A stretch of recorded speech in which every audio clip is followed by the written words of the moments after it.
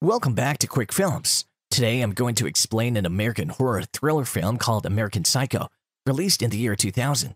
Spoilers ahead, like the video and subscribe. The movie opens up as we are introduced to a successful investment banker named Patrick Bateman. Aged 27, he works for the famous Wall Street firm, Pierce & Pierce. Not only is he rich and successful, but he's also idolized by fellow bankers who regard him as a genius. Despite having all the luxuries one can imagine, Bateman is still not satisfied with his life. Hence, he's hiding an ugly truth. One night after work, Bateman and his colleagues are having dinner at a fancy restaurant. They talk about their personal lives when suddenly they spot another coworker, Paul Allen, nearby. Here, it's revealed that Paul Allen is another successful employee, and hence, everyone is envious of him, including Bateman. Soon, a bill of $570 arrives, and everyone deems it to be reasonable. After that, they head towards a club and enjoy their night.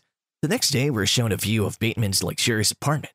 He starts narrating about his life and mentions how he exercises early in the morning and takes care of his skin with expensive products. Moreover, he also takes special care of his dressing style and hence buys only designer clothes. In short, Bateman cares about his physical appearance and wants people to admire his looks. In the next scene, Bateman goes to his office and sits around lazily. He then dismisses most of his appointments and orders his assistant to wear a dress and heels from the next day. At night, Bateman and his fiancée, Evelyn, are in a restaurant with her friends. He assumes that Evelyn is cheating on him with a guy named Timothy Bryce, but doesn't care about it much as he's also having an affair with Evelyn's best friend, Courtney Rawlinson. Turns out that Courtney is engaged to one of Paul's coworkers, Lewis.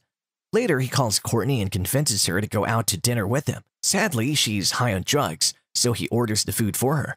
The next morning, Bateman and his coworkers are in the conference room discussing various topics. Just then, Paul Allen approaches him and mistakes him for another guy named Marcus. Bateman is annoyed by this, but he still decides to play along. Soon, the group starts flaunting their business cards and everyone becomes envious of Paul's attractive card. This enrages Bateman and he starts plotting something. On his way back home, he comes across a homeless man and offers him money. As they are talking, he suddenly takes a knife out from his briefcase and stabs the man. After killing the man, Bateman also kills the dog beside him. Here, it's revealed that Bateman is a serial killer, but he hides everything behind a successful and lavish life.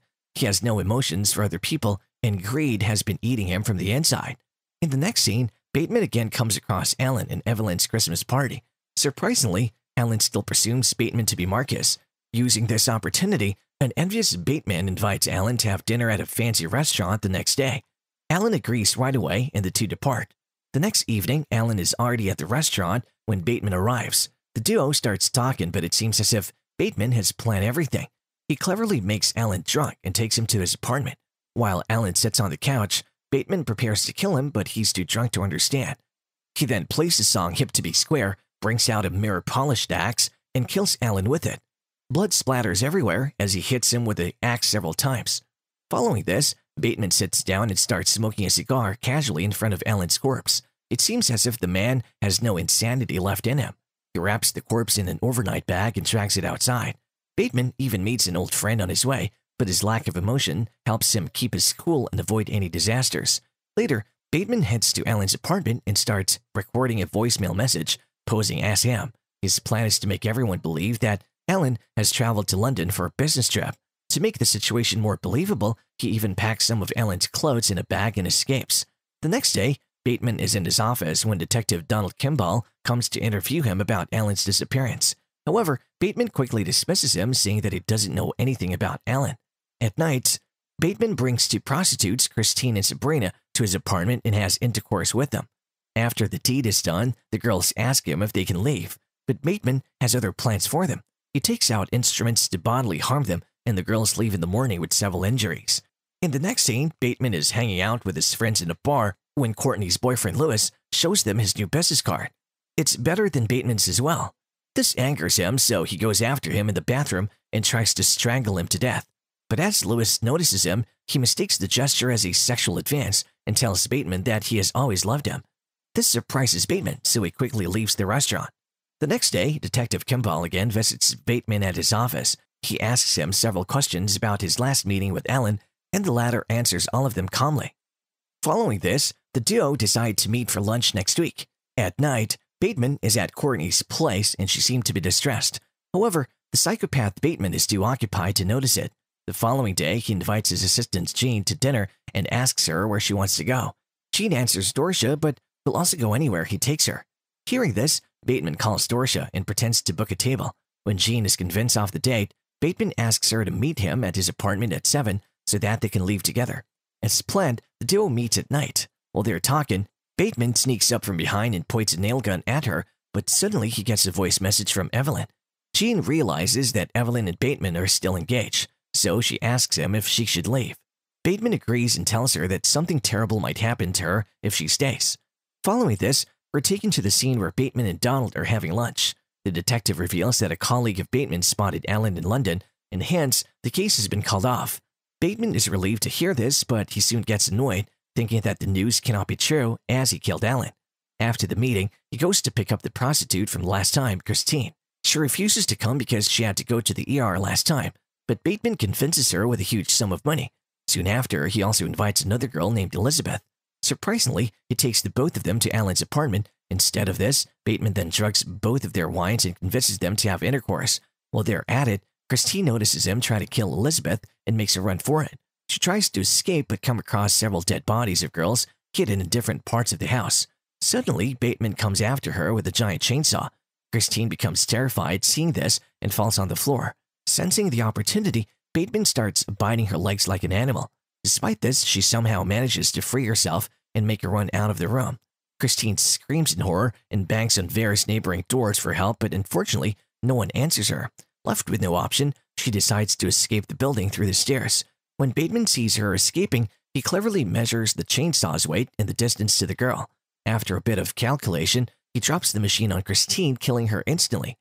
The following day, Bateman confronts Evelyn in a restaurant and breaks off their engagement. On his way back home, he uses an ATM and sees a cat in the street beside it. Taking his gun out, he's about to shoot it when an old lady stops him. So instead of the cat, he shoots her. However, this time the police are around. Bateman blows up the police car, killing all the policemen. Following this, he flees from the place but enters the wrong building. When he notices his mistake, he kills the building receptionist and on his way out, kills a janitor too. In the next scene, an out-of-sorts Bateman runs to an office that he believes is his. In the meantime, a police helicopter is searching for him outside. Bateman notices this and becomes more nervous. He frantically calls his lawyer Harold Carnes and leaves a message on his answering machine. In the message, he confesses his crimes and reveals that he has killed almost 40 people, including several hookers, homeless people, his old girlfriend, and many others. Furthermore, he also reveals some gruesome details of his killings, like he eats the brain of his victims and that he has documented the murders in tapes. Before ending the call, Bateman tells Harold to meet at Harry's bar. The next day, Bateman goes to Alan's apartment to clear any evidence, but surprisingly finds it completely clean and empty. All the bloodstains and corpses have been removed from there. Just then, a real estate agent approaches him and informs that the apartment doesn't belong to Paul Allen. Confused, Bateman goes downstairs and calls Jean from a telephone booth. She notices him acting weird, but the latter dismisses her claims and informs her that he won't be at the office in the afternoon. Jean gets suspicious of him, so she goes through his drawers and finds his journal. Meanwhile, Bateman goes to a restaurant with his friends again, where he finds his lawyer Harold. He goes to him to talk about his confession from last night. However, Harold mistakes him for another friend and thinks his confession is a joke. Bateman desperately tries to make him believe that he killed Paul Allen, but Harold dismisses him, revealing that he had dinner with Allen in London just days ago. On the other hand, a horrified Jean finds detailed drawings of all of Bateman's crimes in his journal.